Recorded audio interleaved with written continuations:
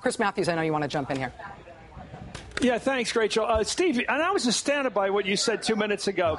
You know, George McGovern just died a couple days ago, and I was thinking, imagine during the campaign of 1972, way back 40 years ago, that he had said, you know, to win the election, he had said, you know, I'm with Dick Nixon on this war in Vietnam. And he said it in October. You know, to win the war, to win the battle for the presidency, I'm willing to say Nixon's right. How can a candidate for president be so nimble, so flexible as to go from being a true hawk in Afghanistan and all these other fronts, and then to say, I'm basically the same guy as the guy I'm running against? How do you do that in good conscience? Well, you just saw him do it, Chris. I'm not trying to make a value judgment. I know, I'm saying whether it's conscience. I'm just asking, maybe it's naive, but a good conscience.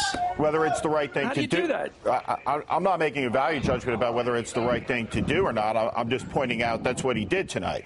He made the political calculation that he's not going to get caught up on the wrong side of a number of these issues. And I think you saw it. I think you saw it with Paul Ryan in the vice presidential debate, where he got caught in the situation where he was basically saying, Mr. Vice President, your administration has failed, and the result of the failure is because we don't have enough troops left in Iraq. Right. That is not a popular position with the country, and I think he went in there deliberately trying to blur all this stuff tonight. Right. And I think he did it successfully. Steve, you're saying exactly what happened today. Your narration is correct, and that stuns me. You know, politics is supposed to be about spirit and what you really believe, and you take it before the American people, and you hope that they'll agree with you. You don't try to figure out what the American people believe and then go before them and simply replicate it. You're saying that Romney's candidacy is based on his ability to replicate popular opinion, not on what he believes.